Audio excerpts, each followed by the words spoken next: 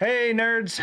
Thanks for joining us tonight. We are talking about pretty much every comic thing we can think of because there's so much going on. So, yeah, hang out with us and let's discuss. Stick around as we discuss news, teasers, and speculation about what's to come. Don't miss out. This is The FOMO Show.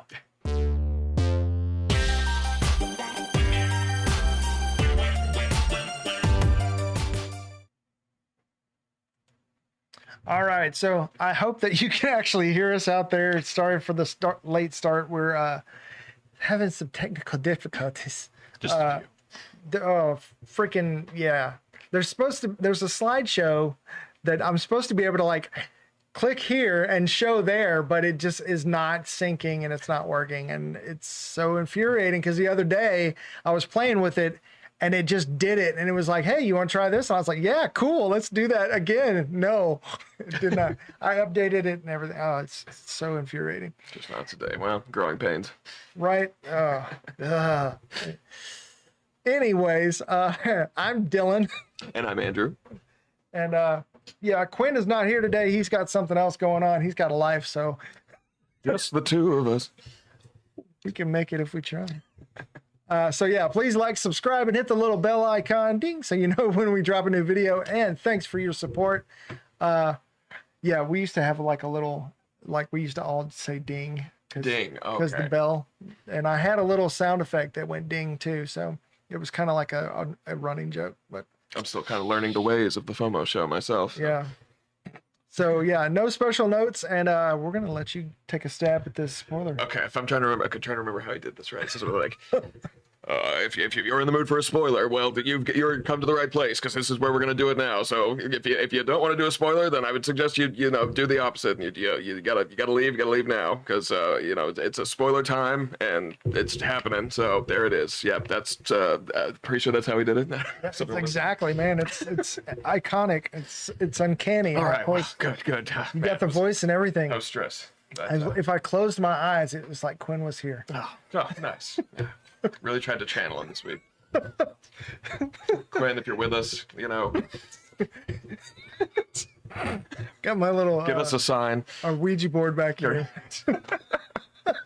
He's not dead, by the way.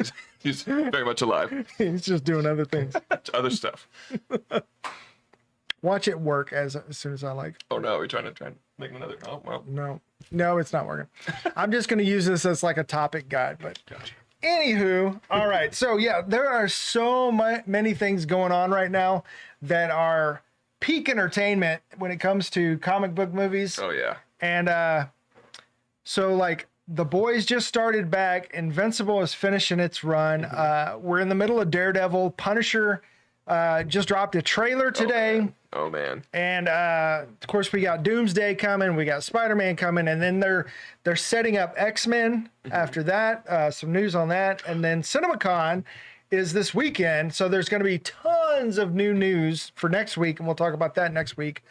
The Supergirl trailer, I mean, there's all kinds of stuff going on. So much. What'd you think of the Super? Or are we doing Supergirl trailer? Either, yeah, wherever. we're just gonna follow where the spirit leads. Well, what'd you think of the Supergirl trailer then? I thought it was fantastic. This new one, it definitely hit a different tone from the first one. The first one was more like it was for people rocking out. And I think it was definitely that one was more for people who are like definitely know the story already. They're like, all right, I'm there. I'm gonna do it. But yeah. The teaser is always kind of like, hey, here's kind of like a, I guess a tone of the thing where you get to see the character, the actor as the character, and kind of like their general attitude and just kind of like what the world looks like.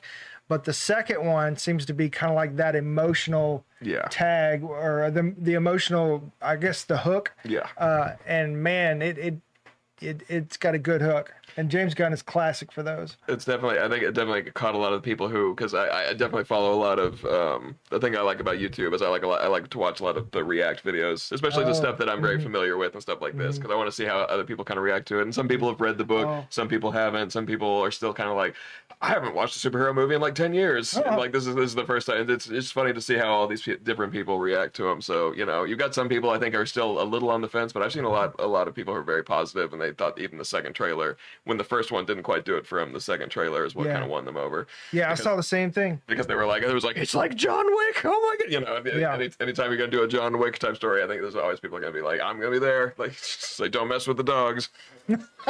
Right. So Not to mention the comic itself is fantastic. one of the best of the past like decade, in my opinion. Yeah, the colors are great.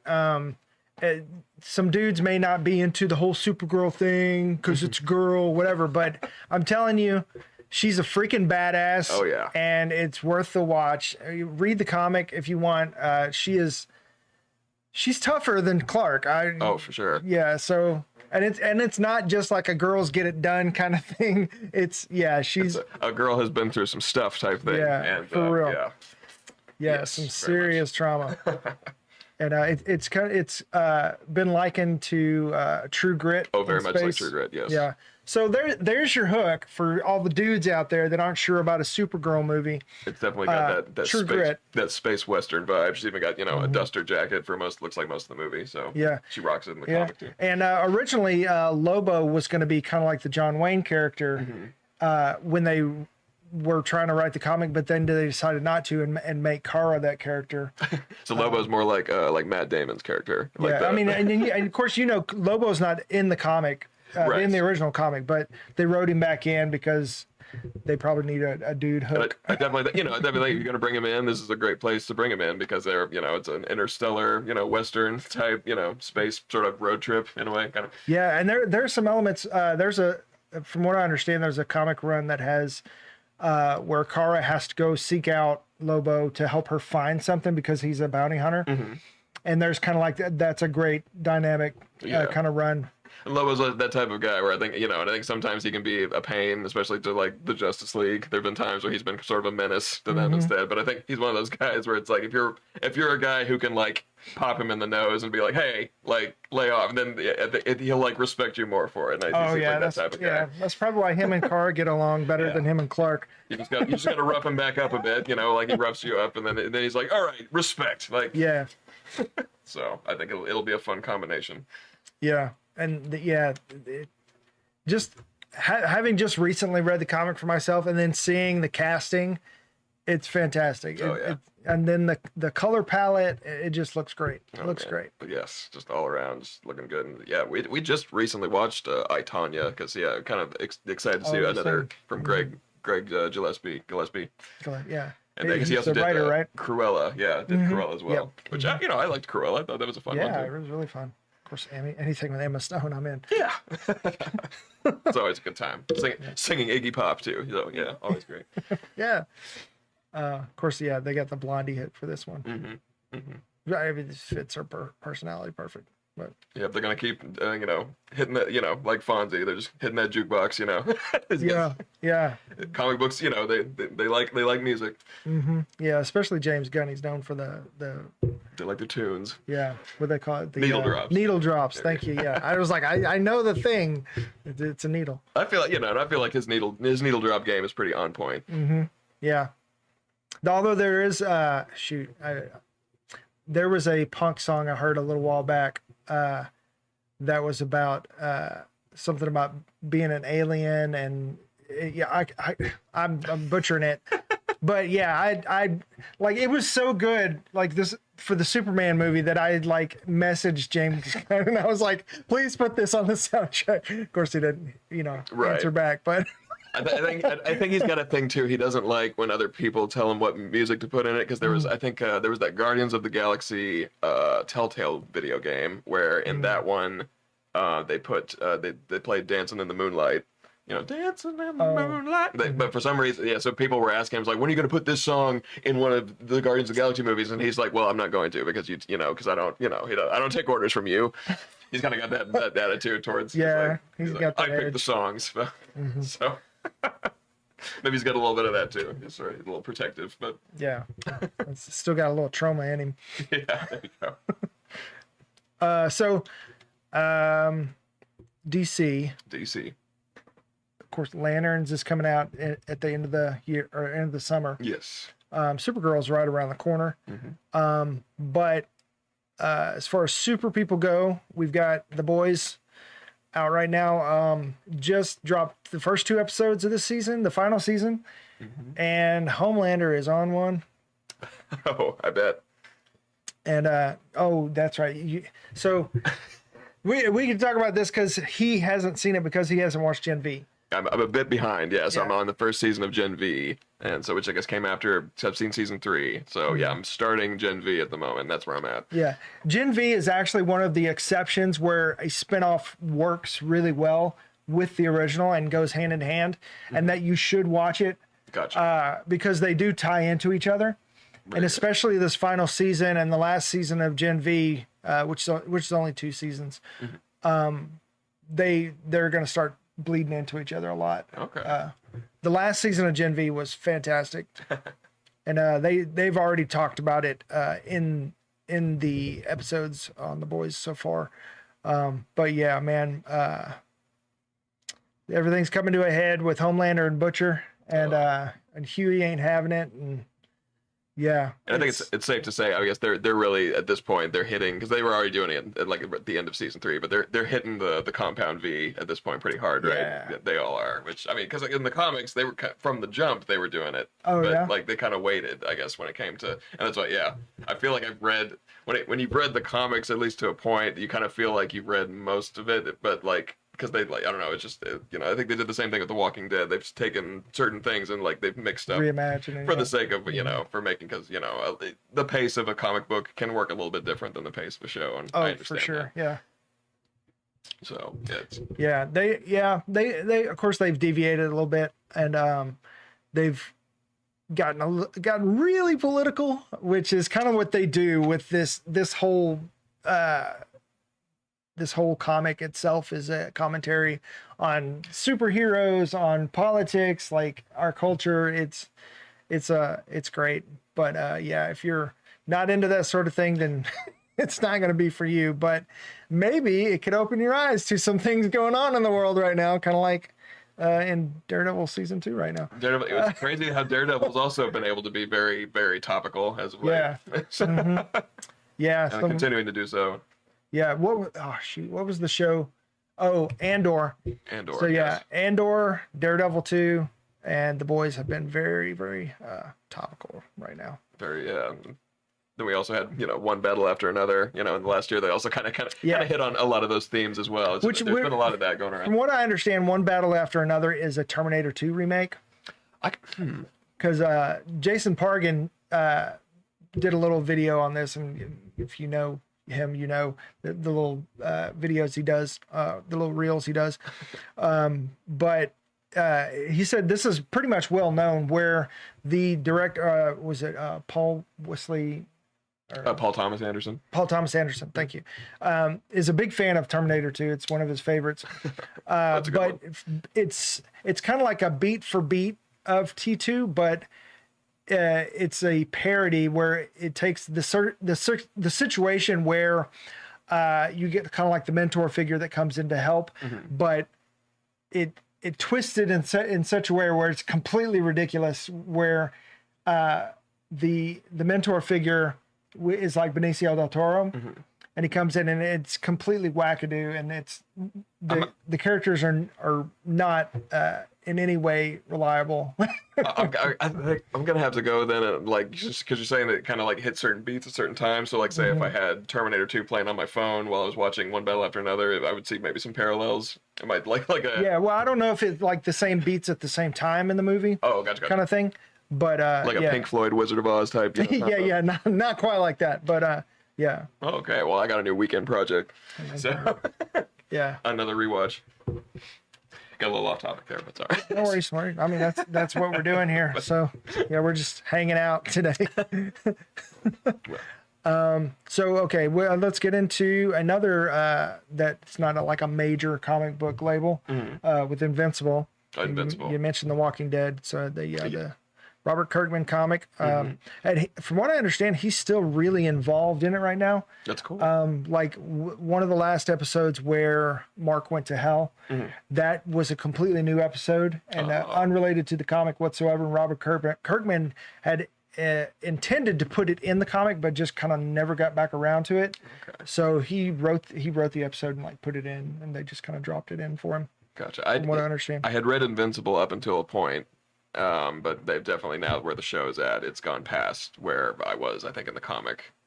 And once again, they kind of switch things around too a little bit in the comic too, just to make it kind of like, you know, the pace work better for a show. But Oh yeah, yeah, and there are so many Walking Dead actors in oh yeah, Invincible. I mean, Glenn is Mark, but we just constantly can continue to have this Glenn versus Negan type situation. Yeah, right, yeah. Keep popping up again and again and again. Yeah. These two will do battle to the end of time. Yeah, Stephen Yen Conquest. and Jeffrey Dean Morgan. They're gonna they're yeah, mortal And enemies for Jeffrey life. Dean Morgan's in The Boys too, so Oh well, there you go too. Which Yeah. I haven't got to that bit yet, but yeah, looking forward to. yeah. Jeffrey Dean Morgan is kind of like he plays almost the same character, but like a completely different spin on the same character. There's like an orbit that his characters are like all connected to. It seems like when I watch his characters. Even in a way, like I think about it, yeah, because I think the first movie I remember him from was The Losers back in like I think it was like 2010. Yeah. And even then he was I still love that kind of just movie. sort of a jerk. I don't know, but like, you know, a lovable yeah, one. yeah, and then he But- was the comedian. Yeah, then he was the comedian. Yes. And then- Or maybe well, Watchmen. Thomas Wayne, I guess, but you know, I guess still a no. I guess jerk, but- Watchmen did come out before. Yeah. Okay. So I remember Watchmen was first. Maybe that was for me. But also, yes, yeah. Comedian was also quite a kind of a jerk. You know? Yeah, kind of a little bit. Sorry for the language there, folks. Ooh. But that reminds me. Matthew Lillard Oh, yeah. was recently said that he was Negan for about 10 minutes. Really? Yeah, That would have been interesting. he said that he was at some event or something like that, and it may have been Robert Kirkman himself or one of the higher ups in The Walking Dead, and came up and said, "Hey, you're it, you got it," you know.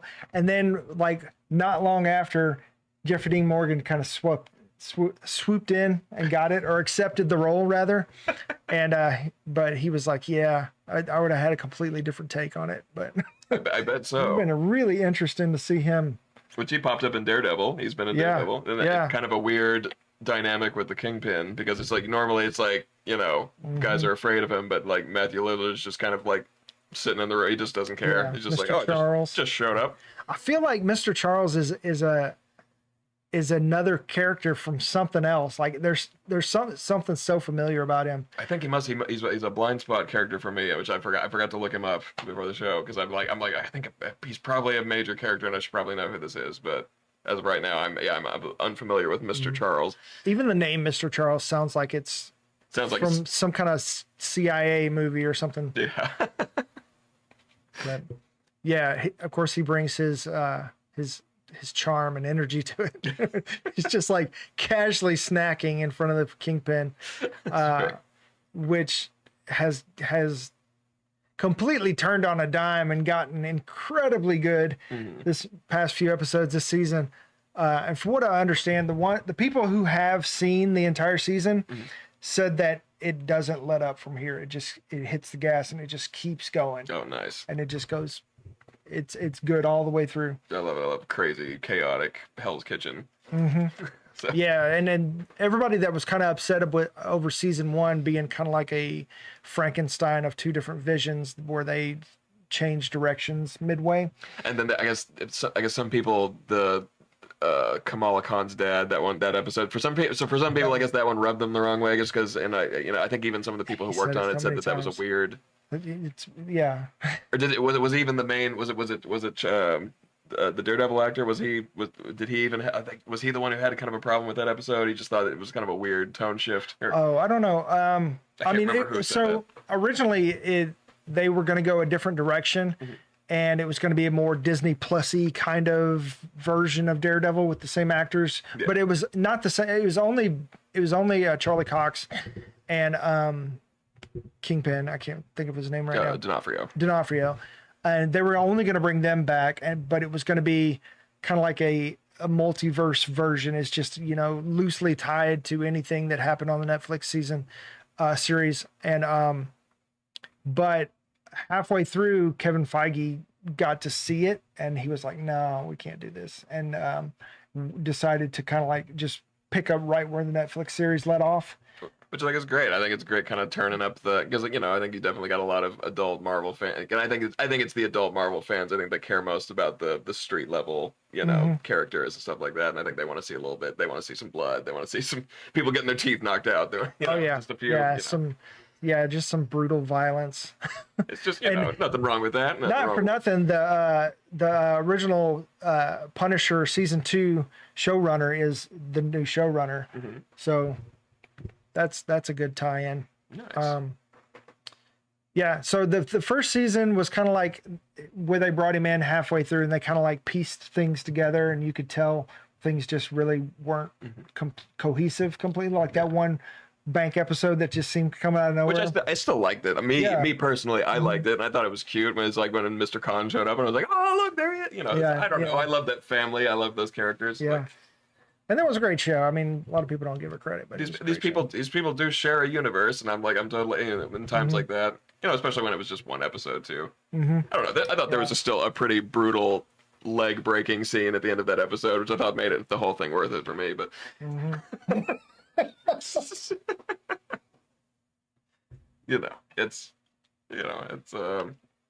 I like that he showed up to, once again, spoiler alert, but he shows up in She-Hulk too for a bit, which I've heard recently that She-Hulk's kind of like found a following. Yeah, and that's another thing that I forgot to put on the list here, but the head of streaming at Marvel said that She-Hulk is one of their best performing shows. Because, I think they have this problem where they think like, oh, if everyone didn't watch it the first week, they're not going to watch it. But it's like, yeah, they're still on here. They're still viewable. And then, and this is what happens over time sometimes. Sometimes it just takes a little while for it to find its people. Yeah. Exactly. I think there's a big return to that mindset happening right now. Because like even in movies where if something doesn't score big in the first weekend, it's considered a flop, which The Matrix is a flop or whatever, apparently. By that logic, by that metric. Right, yeah. But that's just not really a thing. That's because people, it's in perpetuity. Like the movie's just there forever and people are going to watch it. And it might become a cult classic where it just becomes everybody's favorite, And it's just sometimes it's just a matter of like just that movie just didn't find these people until because I'm still today. It's funny when I'll mention stuff like this and I think how many people are going to the theaters right now? Yeah, I meant and I think like everyone's seen this or everyone knows this exists, but I'll still talk to people and they'll be like, "What? There's a She-Hulk show?" Some people just don't know. Some people are just out of the loop and. As a movie fan, like I'm constantly finding movies that like have existed for decades, and it's still, and I still am just hearing for them about about them for the first time. Exactly. So yeah, he said that they're open to the possibility of another season of She-Hulk. Is she on board too? Because I from what I understand, yeah. There, of course, there's the toxic fan base, people that are like saying that Mark Ruffalo was fired or that Tatiana Maslany was fired because of some comments about that they weren't happy with the way Marvel was treating its VFX people or something to do. It might have been a Palestinian comments or something. Yeah. Something political or something, whatever, that wasn't kosher, I guess. But they were saying that Marvel had dropped them or they were fired over it or whatever. And I think they were just trying to create buzz for their own talking points, but they're not. They've been asked personally, and they're like, no, of course, Mark Ruffalo is in the new Spider-Man movie, and she's been in all sorts of like nerd stuff. She's never. I don't think she's ever going to be like, oh, I'm above this now. She's in Invincible, actually. She's the girlfriend. She's Alan's general. Girlfriend. Yeah. That's cute. And then she was in Star Trek Starfleet Academy this last season. She's a very major character in that. Yeah. She's a great actress. Yeah, very much so. She was a great She-Hulk. I think if they could get the pacing and kind of like where they want to do right, then that was another show that seemed like kind of Frankenstein because it just at the last few episodes it just like went off the rails. There's a little of this, a little of that. Yeah, they got really. And if you like weird stuff, like you're just along for the ride, you're just like, yeah, this is fun or whatever. But I get it. Like, because she's kind of it wasn't good. In a way, she's a Deadpool character too. Like, I guess Deadpool's not the only guy who like winks at the camera every now and then in the comics. So yeah. I think some people were just like, oh, she's just like, he's like, no, but she does it too, and she always has. Like if you go and look back, she does a lot of that, like, you know, wink wink, like, how am I gonna get out of this one, folks? Like, you know. Exactly, yeah. And that, I mean, as far as like, it was supposed to be kind of like an Ally McBeal procedural drama, or not drama, comedy, and the writing room just didn't get it, I guess. But I mean, I remember Ally McBeal, and it was like kind of an off color comedy kind of thing. Like I remember one scene where she's talking to this I guess a boss or somebody across the desk, and he's like getting on to her for something, and in her head she's being turned on by it. So, and the next thing you know, she like jumps in on his face. And then of course that happens in her head. But it's kind of like this Scrubs aspect where JD, like that's the thing where they have to balance the serious nature of like what's happening in the MCU with with the law and vigilantes and all these different things, kind of like Daredevil, but also balance the crazy fantasy aspect of her life, you know, that like with JD where he's just they're having musicals going on in his head, right. And then in the next scene somebody's dying and you're crying about it. You know, that's hard to do, but I mean that's kind of like, you know, you're definitely no stranger to, you know, shows where you're inside the main character's head most of the time, like Doug or, you know, Lizzie McGuire, you know, thinking about Through the Ages. I'm dating myself. Yeah, I was too old for that one already. You're too old. Dating myself already. Maybe my younger siblings were into that one. Remember Doug, guys? I remember the Doug cartoon. There was that. I mean, that's what it was, a cartoon. Oh, I thought you were saying, is Doug a character on Lizzie McGuire? No. Oh, okay. Sorry, I was mentioning two different shows where you're inside the main character's head. Gotcha. Okay. Those are the first two that popped into mind. So. Gotcha.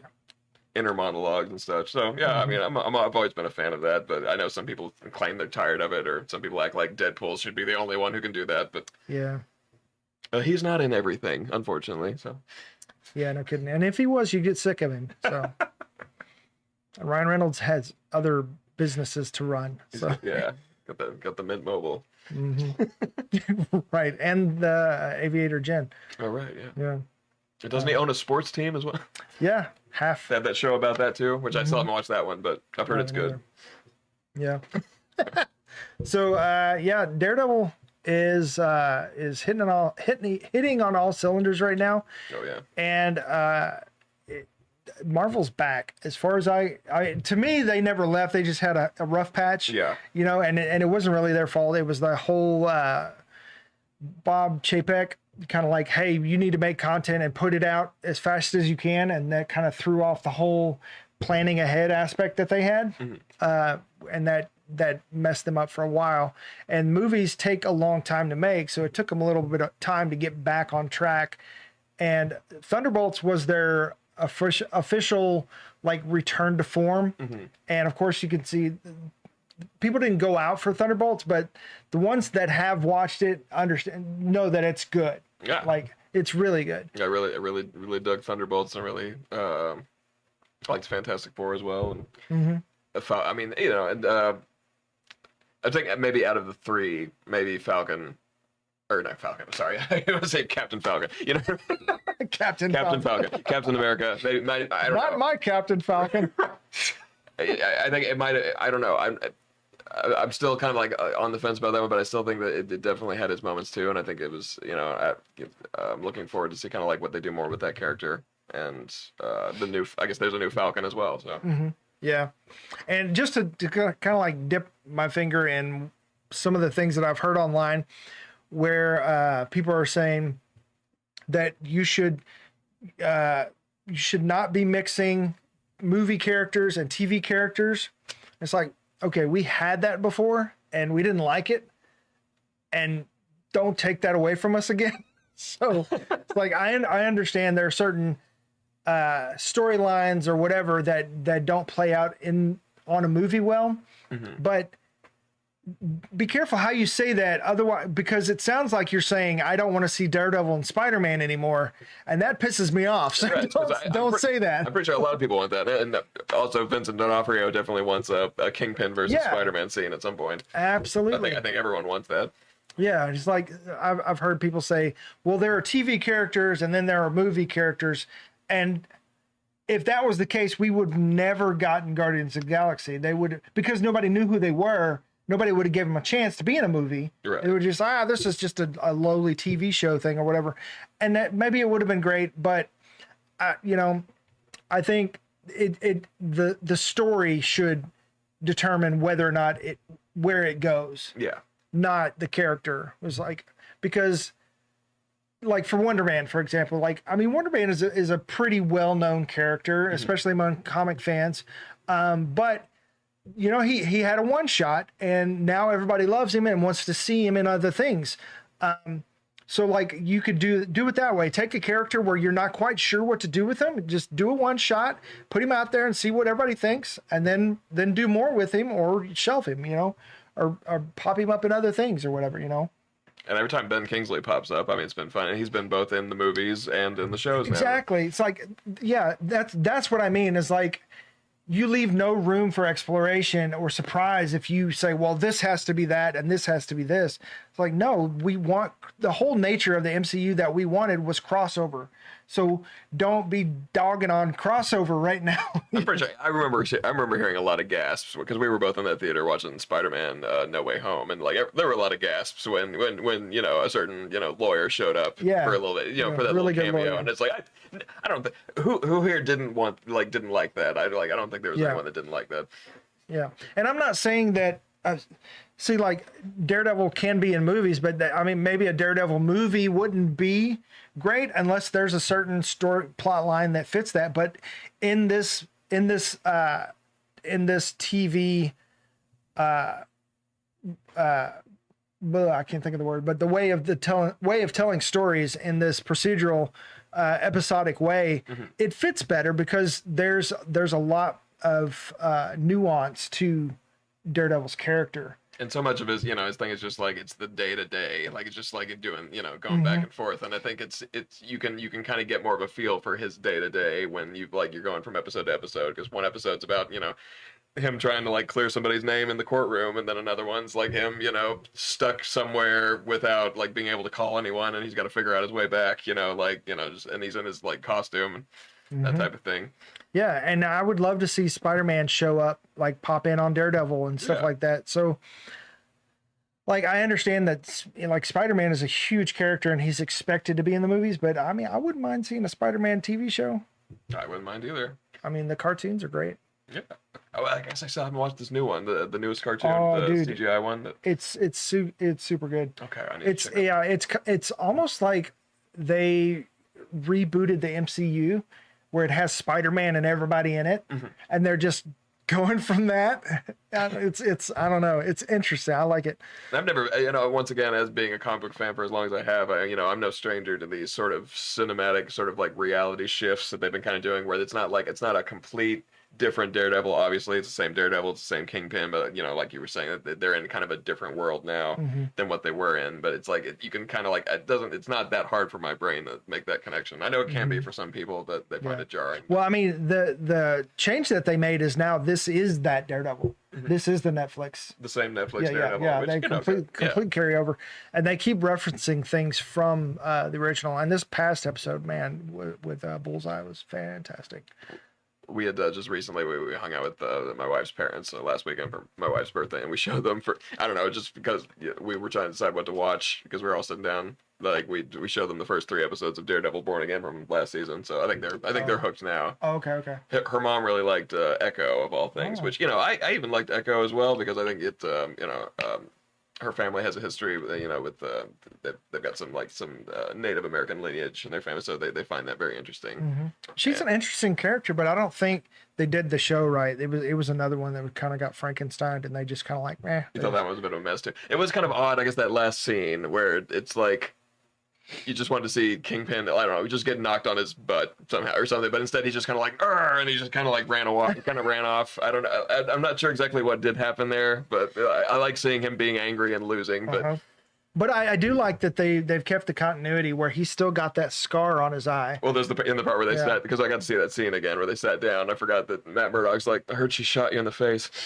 and then her mom's like, my wife's mom sitting on the couch. She's like, because like I said, she loves Echo, and once she watched that show, she was like, she's like, what are all the Echo comics? So I had to like figure out, find all the Echo comics. See, that's I think that is the benefit of these shows, where you can watch something and you don't have to watch everything, but something might spark your interest and be like, hey, I want to dig in more than that. And there are other stories that you can get into that just take you deeper, whereas you didn't need to see those before to understand what was going on. Right, and it all kind of like, you just become more and more of a fan of like both. It's just like one kind of like sharpens the other, and you start realizing it's like, oh, like a lot of great writers. You start learning writers, and you start learning how these people write these characters, and you get to know them a lot more when when you're reading all their books. Yeah, absolutely. Speaking of, I just watched a YouTube video where Charlie Cox was breaking down comics, and he was saying that the Brian Michael Bendis run of Daredevil is his absolute favorite. He reads it before every season. Oh wow! Yeah, because I've been when I do dip into Daredevil, I've been doing more of the Frank Miller stuff, but yeah, I definitely need to read more of Brian Michael Bendis. Brian Michael Bendis is getting a lot of flowers these days. I mean, he's always been quite good at the stuff of his that I've read. Yeah, I've always liked him. So I know this is, I was going to say speaking of, but not really so. But the Punisher, One Last Kill, the one shot that's coming up, one shot. It's kind of like a special kind of like spotlight episode or whatever. Kind of like special presentation, like Werewolf by Night. Like yeah, exactly. So it's not quite a movie and it's not quite a TV show. It's like going to be like an hour or under, something like that. The trailer was pretty cinematic, though. Like, I will say, it definitely had like that emotional kick to it. They cranked the cinema of it a little bit more. So.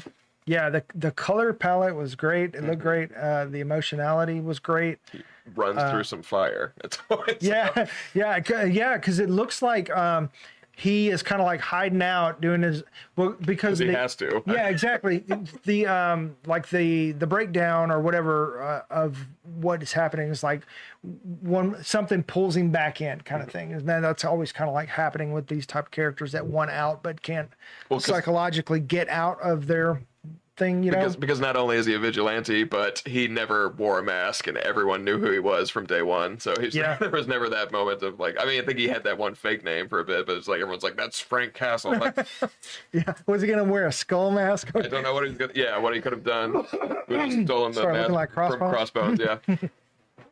So, even though I don't think, as far as we know, he hasn't filmed anything for the Daredevil season, but this is going to drop immediately, like the week after this season ends.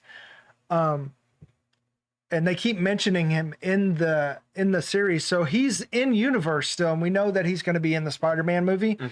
But last time we saw him, he was in a cage, and he had, I think it was the tag after the credits of last season, where he called the guy over. That very unfortunate fool. It's the whole time I was like, "What are you doing? Don't." Like it's just it's like it's a rat, like a rabid dog. He's like, "Do not. It's not your friend." And the guy's like, "If not friend, then why friend shaped?" And he's like, "I want to shake your hand, sir." And it's like, "Oh no."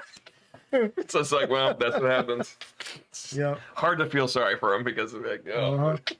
Yeah, so we know he's out and he's on the run someplace. He's hiding out maybe. But they even mentioned, like, I love when they do this, when they're referential in the story, when the audience is thinking, hey, where's Punisher? And then the characters in the show go, hey, where's Frank? You know what I mean? It's like, and then because they put their finger on it, and it's not like they're just ignoring, pretending like, oh, well, couldn't be here for shooting, so we're going to pretend he doesn't exist. For this season, yeah. He's out there. What's going on with him? We don't know, and they're concerned about him. Like that, I love that they still treat him like a character in that universe. And so he's on the run. He's going through some stuff. He's got a big ass beard now. Yep. And he was kind of going through that last season when Matt found him. And so it looks like he's kind of like hiding out in an apartment. And then he is hearing some disturbance going on the other side of the door. And then the gasoline comes in and he decides to, all right, this is it. I got to There's only one way save out. this family. Yeah. And this little girl is giving him flashbacks of his daughter. And apparently, I just went blank on his freaking name. John Bernthal. John Bernthal. Apparently, it was his idea. This whole story, I think I and he helped write it. because they did that credit sort of like in the flash was like from writer John Bernthal. I was like, oh, okay, this is Yeah, cool.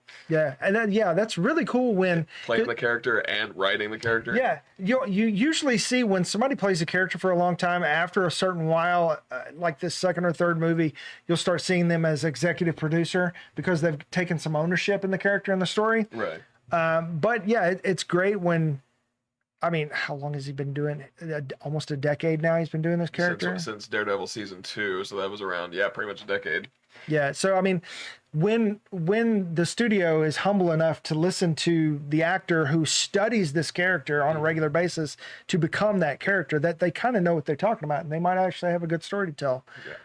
Yeah. So that's great. And I think they've used him in some very, very good creative ways, especially in this last season of Daredevil. I think there was some, once again, some stuff that needs to be said. Yeah, yeah, and you can definitely see his influence on Karen.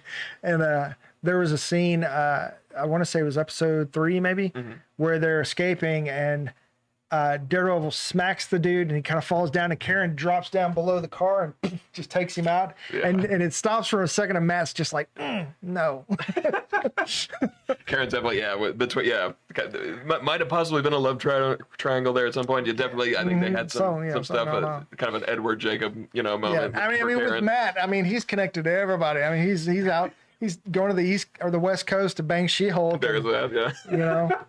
And he's got the psychologist girl. He's just quite girlfriend. the ladies' man, Yeah.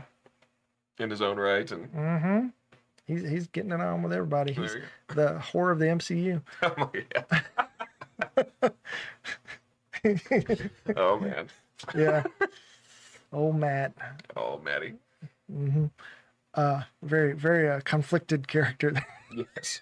So exactly when it comes to the Punisher's timeline, so the one last kill, is that going to take place before Spider-Man? Are we? I assume so. So once again, so sort of like everything that we're watching is like one after another, after another, after another. Yeah, I assume so. Like I don't really know the timeline of the One Last Day just yet, but it seems like it just goes from Daredevil to that. Because from what we're seeing right now, the Kingpin is doing his anti-vigilante stuff. And he's basically running New York, and he's starting to get in trouble a little bit with the governor, and a little bit with the CIA. And once again, in one of those first episodes of the first season, he does mention Spider-Man because he's like, we don't need these vigilantes with skulls on their chest or a spider mask, like Spider outfit. Spider outfit. Yes. So, like these, they're all there. They're all around.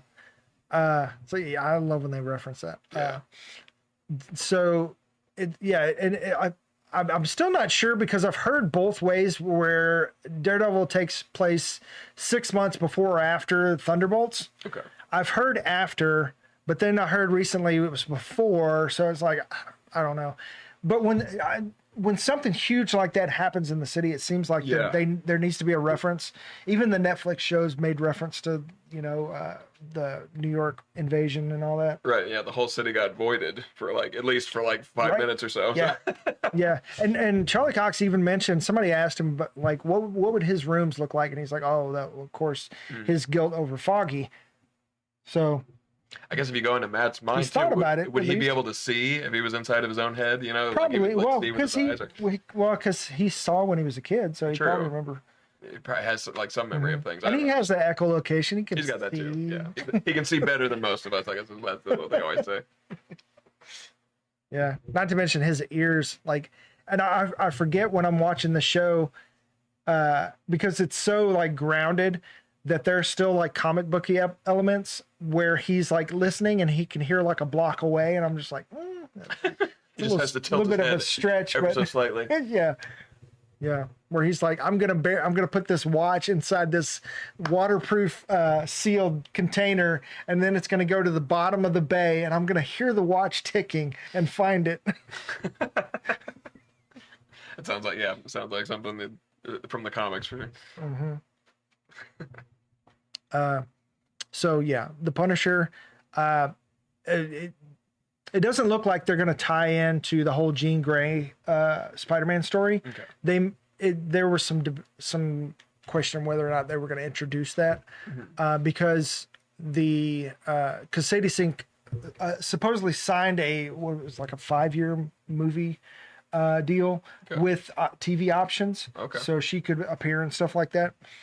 And it looks like what they're doing with the X-Men right now, they're kind of like starting them as these just kind of like runaways where they're having these things and they don't know what's going on with their body. And it seems like the whole mutant thing is, it seemed like maybe they were going to wait until after the soft reboot of Secret Wars to start like the X-Gene thing.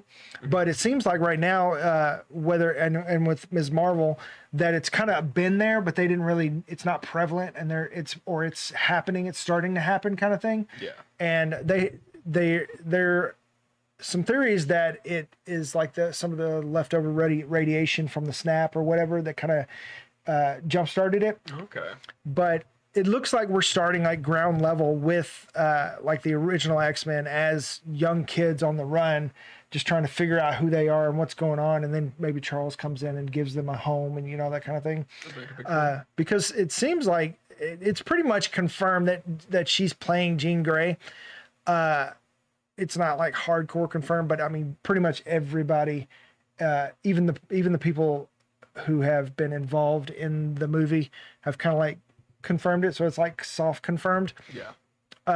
So it seems like she's kind of like an antagonist where she's trying to maybe damage control. She's trying to break out of damage control, and that's why she seems like a villain in some of the trailer. So she's trying to defend herself, but of course it looks very menacing, and they're like, we don't know what she's doing. What? We gotta put her in a box. It seems like Frank is defending her and kind of trying to help her escape.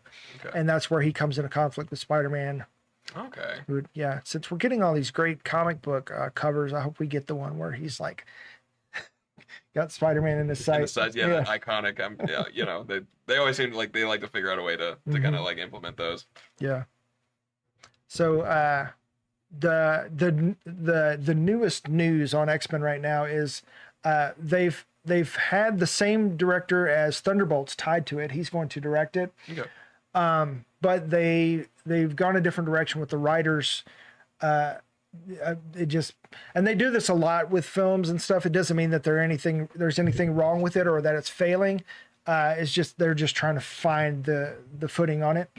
But the newest writer set that they have now are the Emmy-winning writers of The Bear and the Beef. Oh, nice. So yeah, that's pretty promising, where they can kind of take the soap opera-y relational element as well as the I don't want to say political, but the societal elements. I just love that they had all the X-Men just like I don't know, in the some small cramped area, and they're just all screaming at each other like, and just obscenities like over and over, just like just swearing and swearing and swearing. Just. I mean, they are teenagers. You can totally get that.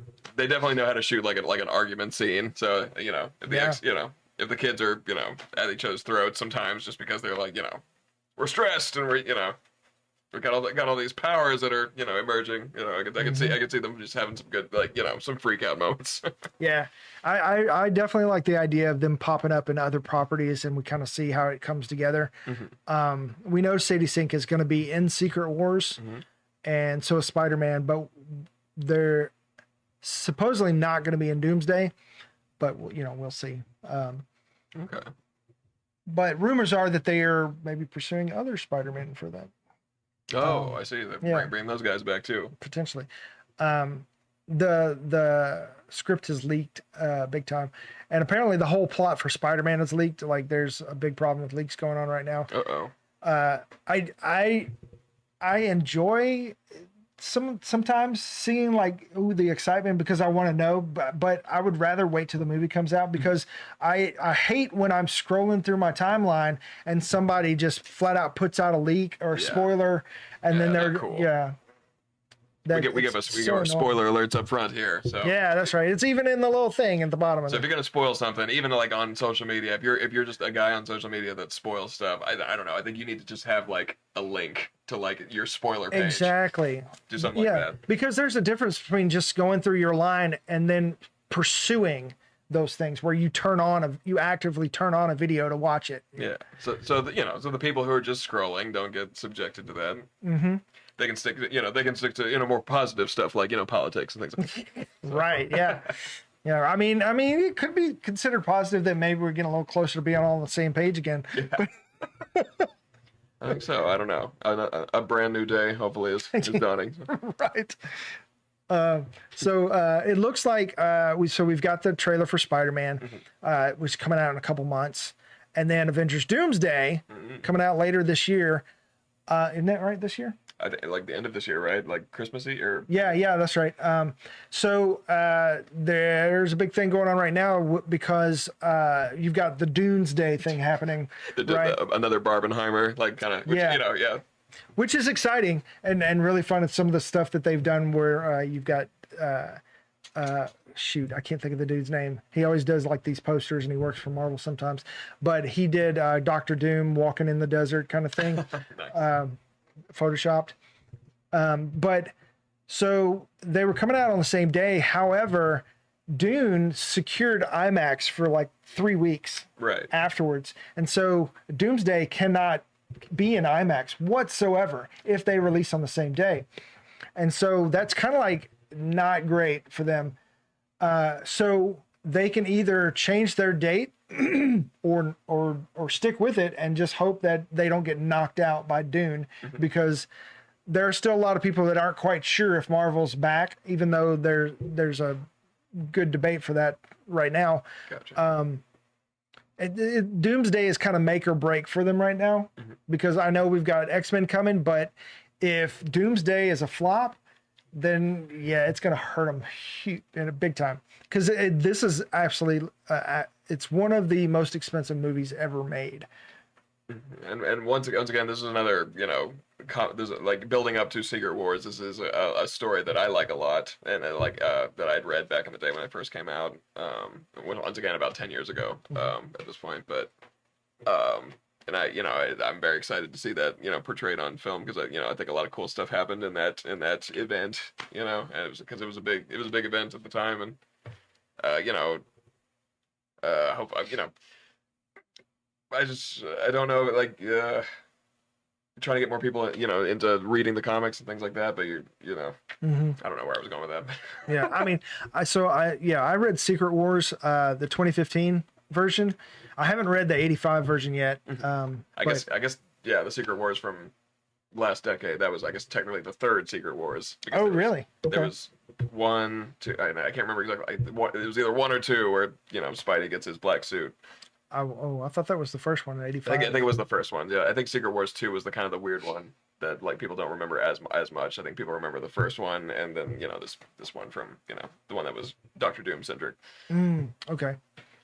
So I'm still excited to see this like portrayed in the movies, because I think it was a really cool story. Just like Supergirl, Woman of Tomorrow. I think I got 2 big comic book events that I was very excited to see them turn into movies.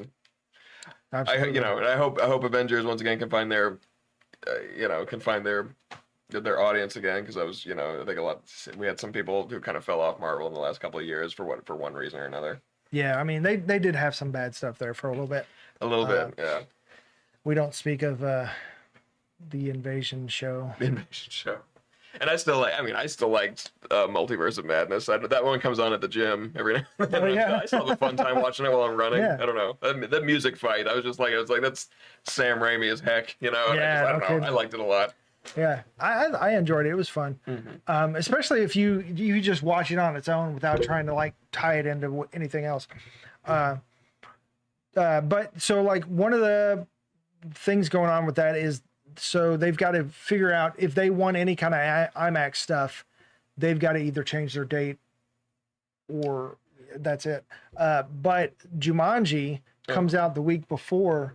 Oh, wow. And they have moved theirs to, I think, Christmas weekend. Okay. So rather than early September. If they can bump theirs up a week, then they'll actually get IMAX for a week, and that could help them. They could, excuse me. It depends on the audience reception, because if they get there for a week, if it's good, then it could give them an edge over Dune 3. Okay. But if Dune 3 is as good as everybody is hoping it is, then it might just knock them completely off the shelf. Which, and I have to say it once again, as a movie fan as well. It's like I'm not the biggest fan of like making movies fight like that, like in a way, because it's like I'm gonna see both movies probably. Maybe not. I guess that's the problem. Everybody's so competitive nowadays. It's like you can't just have things. It's always the fight. It's always the fight together. for who's gonna see it. Friday or Thursday night, Wednesday night, even sometimes.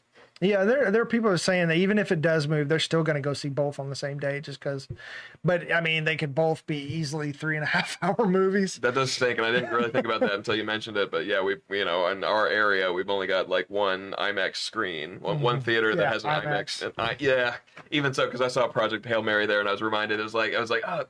The room felt huge when I saw The Flash, because it was just me and like 3 other people. Oh. I went and saw it like on a weekday, after, like a couple of weeks after it had come out, and I saw Hail Mary first weekend, and that place was full. And I don't know, it might have just been because there was like there's a butt in every seat, so it makes the room feel a little bit more cramped. But at the same time, I'm looking at the screen, I was like, I remember the screen being larger when I saw The Flash. It was weird, like it shrunk. So we've got a quote unquote. IMAX. I might like that better. I went to it was like some kind of sea documentary or something in an IMAX theater, and it was so overwhelming. Oh yeah. Because it's like where do if I look over here, I'm missing something. It's like it's one of those like curved screens. Yeah, so it's encompassing. Look back and forth. Yeah, it's like the immersiveness for like something like a documentary. It was great, but at the same time, it's like if I'm trying to watch a movie, it's like. I don't know. It just seems like it would be overwhelming. Yeah. So I haven't really gone to see anything in IMAX since then. It is, a little bit more expensive too. That you gotta factor that in. But yeah, so I guess so Dune currently has IMAX for those first 3 weeks that it's out. So yeah, they've got exclusive rights, so nobody else can have IMAX for those 3 weeks. Do they still do 3D stuff anymore? Is Avengers gonna have a 3D version, or? I don't know. Have they kind of done away with 3D? There's still people that want that, and then there are people who hate it, and it's like, oh, that's so outdated or whatever. Gotcha. But I see it popping up every once in a while, because I was a big fan of 3D. It didn't really mess with my head or anything. Other people can't see it or gives them a headache or whatever. When they. I remember seeing Spy Kids 3D, and they did the old school like red and blue, and that was obnoxious. That'll give you a headache in like 10 minutes. But the ones that are like clear glasses. And stuff like that, I always like those whenever I saw a 3D movie. And that's the thing is, like, if they make it into a gimmick, of course it's gonna burn out quickly. Yeah. But if they do it right, where it's either immersive or you've actually got things like flying at your face. Then it's good, and because that's the purpose of it, instead of just like, it's just like we're looking through a frame and things are slightly moving, and it's just been adapted to 3D. Like, that's so annoying to me. I have to say, whenever there is a 3D option, when and these movies don't come out very often, but whenever a stop motion movie comes out, for some reason that always looks awesome. Like when they bring out Nightmare Before Christmas again, they always do that. They bring it out usually like once a year or so, and sometimes it's in 3D. I've seen it a couple of times, and I really liked it in 3D. Nice. And Coraline as well. That was the one I saw in 3D. So yeah, something about stop motion. It looks really good in 3D. Interesting. I'll have to check that out. What was it? What was the Del Toro kaiju movie? Pacific Rim. Pacific Rim in 3D is fantastic. It's amazing. I didn't see that one. Well, maybe I did. I can't remember. That one's been a while. It's like one of my favorites. I have it. So. Oh, nice. But I still have my 3D TV in my room. Got a 3D TV in my bedroom. Well. Yeah, it's fantastic in 3D. Nice. But from what I understand, the new 3D that's coming is the active without glasses 3D. Oh, like stereoscopic, I guess. Is that what? Yeah, kind of like 3DS. Hologram-ish kind of. Okay. So that's on the horizon. That could be cool. So yeah. That'd be great. I think people would enjoy it more if they didn't have to wear something on their face. But What superhero do you think would look best in 3D? What superhero begs for 3D? oh man, uh, I don't know. I'm trying to think of somebody that has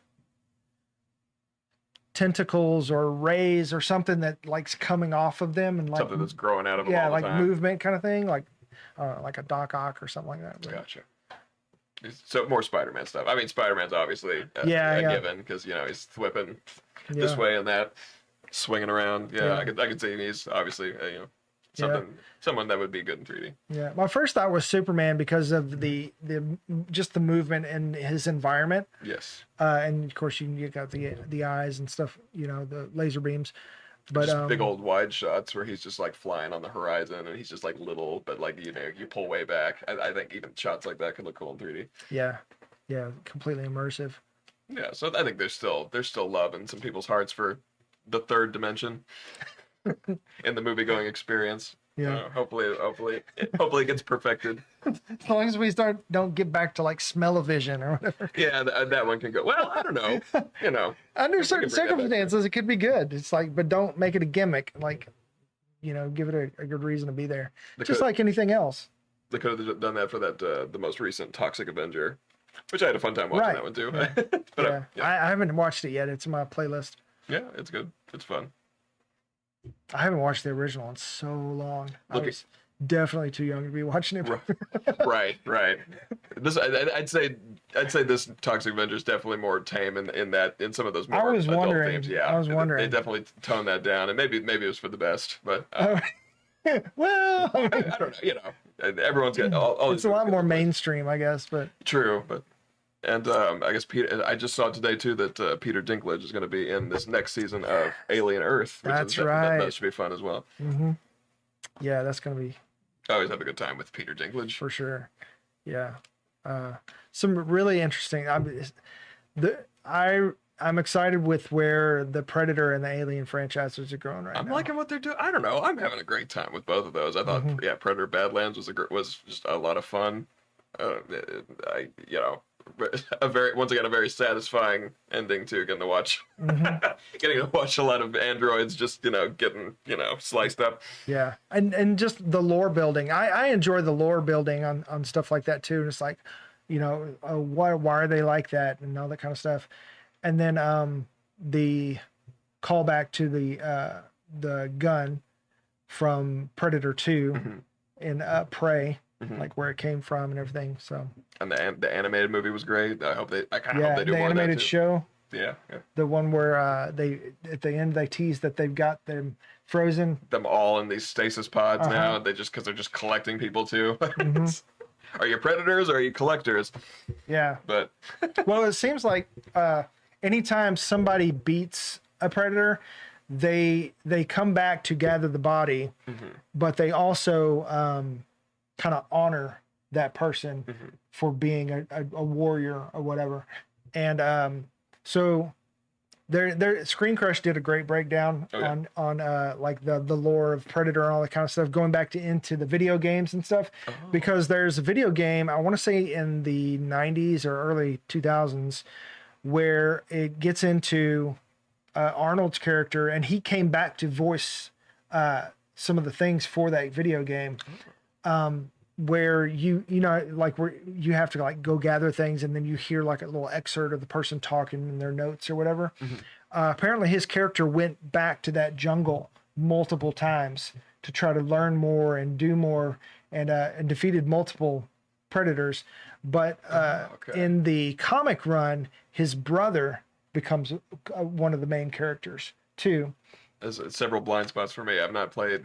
There's a couple of those Alien games too. That have been on my list for a while, and then I've read a little bit of, because they just recently did an Alien versus Avengers crossover. All right. Oh yeah, so where the Predator kills the Marvel Universe or whatever. Yeah, and I think it was even the same artist from the main run of Secret Wars, kind of like that. So Hickman. I think No, Hickman was the writer. he was a writer, but I can't remember that artist at the moment. But they do really good for like those dark scenes, or like Where'd it go? There it is. Really? Suborchino? I believe, yeah. There we go. Saad Ribic, yeah. I mean, I believe it's the same. Yeah, it's the same artist. Yeah, because he's got a very distinct style for sure. And yeah, he definitely obviously loves doing like big like sweeping space shots and things like that. I missed that one page, but yeah, he likes doing those. Like obviously, so you can see how he'd be really good doing alien stuff for sure. I Yeah. don't know if you can see that, but yeah, great comic. Read that one. Secret Wars. Yes, I hear it's a decent one. Yeah, It's they all right. might even like use it in the movies. Yeah. Might be good enough for one. Who knows? Yeah.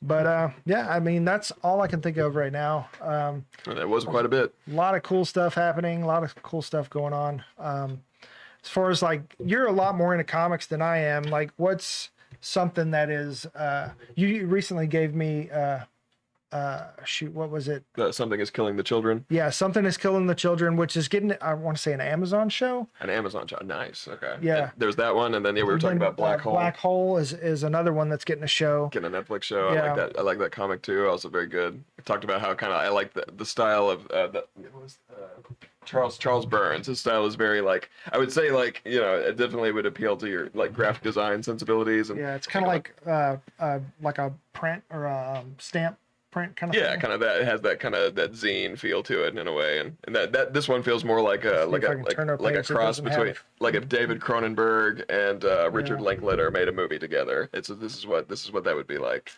Yeah, So Black Hole, that's a good one too. positive, negative space stuff. It's trying to turn to a page that didn't have outright. Oh yes, there are some more some adult themes in this Yeah. one too. So 18 and up for sure. Yeah, the other one, Something's Killing the Children.